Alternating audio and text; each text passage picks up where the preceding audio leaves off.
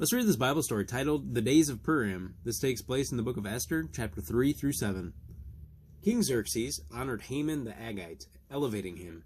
All the royal officials at the king's gate knelt down and paid honor to Haman. When Haman saw that Mordecai would not kneel down and pay him honor, he was enraged. Yet having learned who Mordecai's people were, he scorned the idea of killing only Mordecai.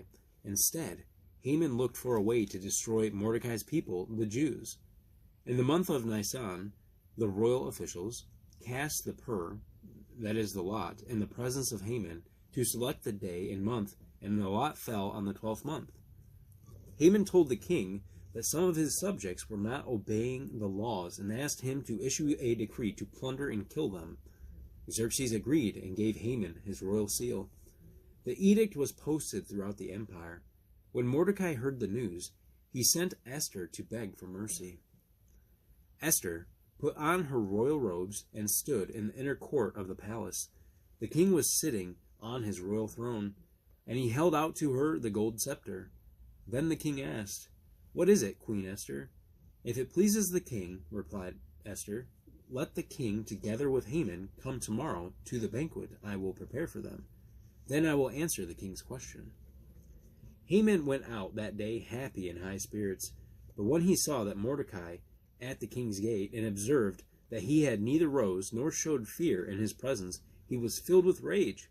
He decided to have a gallows built to have Mordecai hanged on.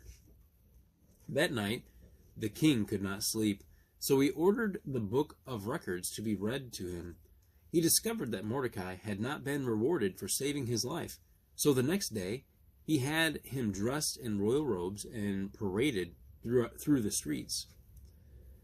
So the king and Haman went to dine with Queen Esther. The king asked, "Queen Esther, what is your petition?" Then the Queen Esther answered, "If I have found favor with you, O king, spare my people. This is my request. For I and my people have been sold for destruction and slaughter and annihilation." King Xerxes asked Queen Esther, "Who is he? Where is the man who has dared do such a thing?" Esther said, "The adversary and enemy is this vile Haman."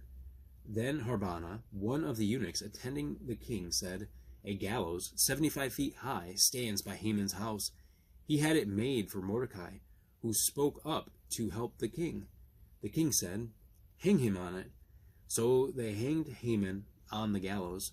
A second decree was issued bearing the king's seal. This allowed the Jews to defend themselves against attack and destroy their enemies. Supported by the king's officials, the Jews killed all those who acted on Haman's decree. Understanding the story.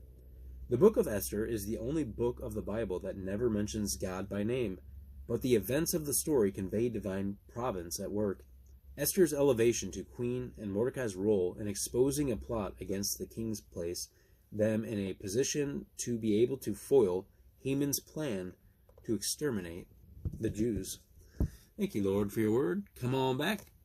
I love you. We'll do this again tomorrow.